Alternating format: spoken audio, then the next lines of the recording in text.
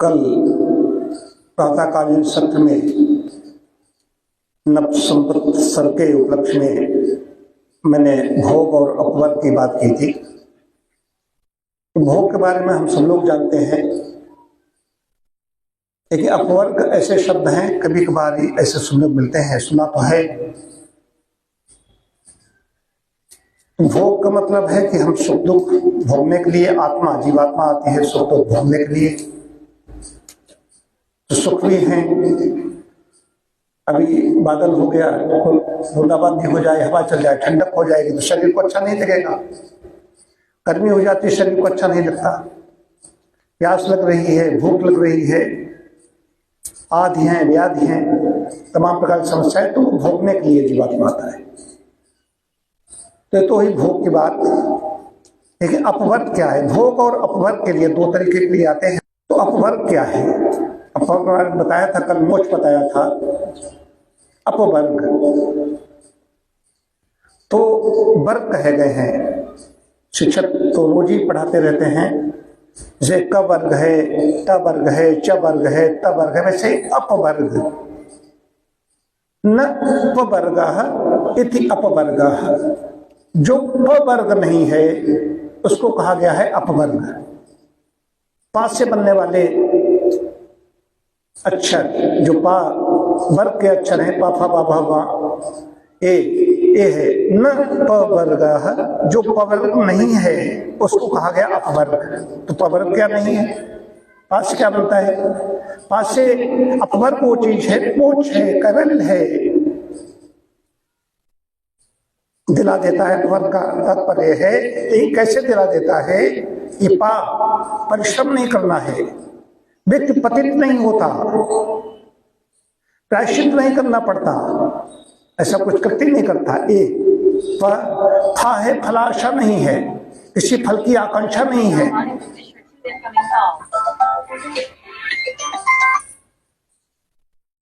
बंधन नहीं है, भय नहीं है, और मां मृत्यु नहीं है।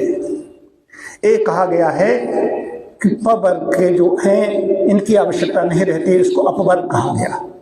इन सबसे रहित हो जाता है। कौन रहित हो जाता है? इसको कैवल्य प्राप्त कर लिया, जिसने मोक्ष पद को प्राप्त कर लिया, जिसने अमर पद, जो मुक्त हो गया, उन सब चीज से छूट जाता है। इसके लिए हम आते यहाँ पर, अपवर्ग के लिए आते हैं। तो इसके लिए बात बताई थी, कल बताई थी, फिर बता रहा हूं। शुद्ध कर्म,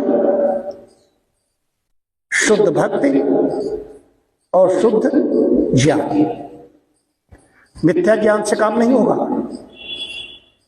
भक्ति अगर है, ठीक तरीके से भक्त नहीं कर रहे हो, नहीं काम होगा। उपासना ठीक नहीं कर रहे हो, मनगढ़ंत कर रहे हो, कल्पित कर रहे हो, आज ये कल वो, नहीं चलेगा। तो ज्ञान भी शुद्ध होना चाहिए, भक्ति भी शुद्ध होना चाहिए, कर्म भी शुद्ध होना चाहिए, कर्म भी सुकर्म होने चाहिए। जरा दिन कर्म, मनसा वाचा कर्मणा, तीन तरीके से व्यक्ति सोच रहा है, कुछ कर रहा है क्या, कहीं वहां पर सतर्क रहना है, सचेत रहना है, सावधान रहना है, सतर्क, तब अपवर्ग की प्राप्ति होती है। तो अपवर्ग के लिए खाली ऐसा नहीं, जब तक पंच क्लेश हैं, अविद्या आदि, तो अविद्या में हम सब लोग अविद्या में ग्रस्त हैं।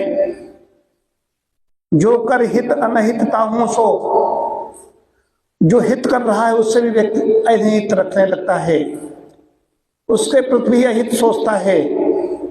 बैर अकारम सबका हूं सो। गोस्वामी जी बड़ा अच्छा विवेचन करते हैं कि तीन प्रकार के प्राणी आते हैं। एक त्रिगुण तो है ही है, त्रिगुण में ही पूरा संस्कार है। यहाँ सत्वगुण अगर न हो सबके अंदर तो नहीं बैठ पाएंगे। सत्वगुण बड़े बड़े सत्वगुणी घूम रहे हैं, ऐसा नहीं सब यहीं पर आ गए, बड़े बड़े सत्वगुणी घूम रहे हैं, लेकिन रजोगुणी भी है, तमोगुणी भी है। लेकिन तीन संत हैं, महापुरुष हैं और दुष्ट है। ये तीन बड़ी चीजें कही गई हैं। तो हमें अपने अंदर देखना, हम किसी पर नहीं कर रहे हैं। तो संत महापुरुष बनना है या दुष्ट बनना है? दुष्ट का काम होता है जो काहू पर देखें विपत्ति, सुखी हो ही मानव जगदपति। जे दिन काज दाहिने बाएं, दाएं बाएं लगा रहेगा। अगर द्वेष रख रहा है, अगौछा अच्छा है इनका, गोविंद जी का, तो हमारे पास नहीं है, उसमें फट गया, छेद हो गया, तो लोग हमारा अंगूठा फट गया, तो देखेगा कि देखे फटा है या नहीं, या टांग टूटी है नहीं, देख तो आए, फिर उसको ठंडक पड़ती है। जो काहो पर देखें विपत्ति, सुखी होई मानव जन विपत्ति। और उसके प्रति जो हित करेगा, जो कर हित अनहित ताहू सो, बैर कारण सब ताहू सो, हित करेगा भूल जाएगा, बैर रखेगा। ये है तो हमें उससे ऐसे लोगों से सावधान रहना है। एक सावधान रखिए, हमारे आसपास हैं, हमें कोई इंग्लैंड से नहीं परेशान करने आएगा। जो हमारे बंधु हैं, जो हमारे रिश्ते में हैं, जो हमारे साथ में रोज बैठ रहे हैं, जिनके साथ हम रहते हैं ज्यादा, उन्हीं से हमें कष्ट मिलेगा। तो साधक को उनसे सावधान रहना चाहिए। सदैव ध्यान रखो कि जैसे कि गाय, शेर, घोड़ा, सांप, इनमें किसको सब जगह पाओगे, आत्मा सब जगह वही है, लेकिन वृक्ष बबूल है, बरगद है, पीपल है, फलदार वृक्ष है, तो कहां पर जाओगे? छाया किसकी चाहिए? पशु है तो कौन चाहिए, उसके निकट रहना पसंद करोगे। वैसे ही मनुष्यों में भी सकल सूरत से मनुष्य से दिखते हैं, तो साधक को बहुत ज्यादा सावधान रहना चाहिए।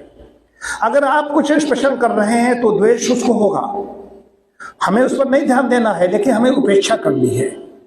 हमें नहीं, हमारा चिंतन, हमारा एक विषय नहीं है कि, लेकिन हमें अपने कैद कर लेना है। इसलिए हमें इन सब चीजों को, मैंने कहा था, चर्चा ऐसी करें, हम इस रोज आहुतियां डाल रहे हैं, या हम इस समय बहुत आहार ऐसा ले रहे हैं, या कुछ अपने विशेषण दिखाओगे तो उसको प्रिय होगा। वो क्यों वो नहीं कर रहा है, मानव स्वभाव है, उसको लगेगा हम नहीं कर रहे हैं, ये कर रहे हैं, तो उसको अच्छा, इसलिए चुप रहना है। इसलिए साधना की कुछ चीजें होती हैं, साधकों से बातें की जाती हैं, सबसे बातें नहीं की जाती हैं। ये ध्यान रखने की बात है। सही मार्ग पर चलेंगे तो अपवर्ग की प्राप्ति होगी। सभी लोग अपवर्ग को प्राप्त करें, इसी कामना के साथ ओम शांति शांति शांति।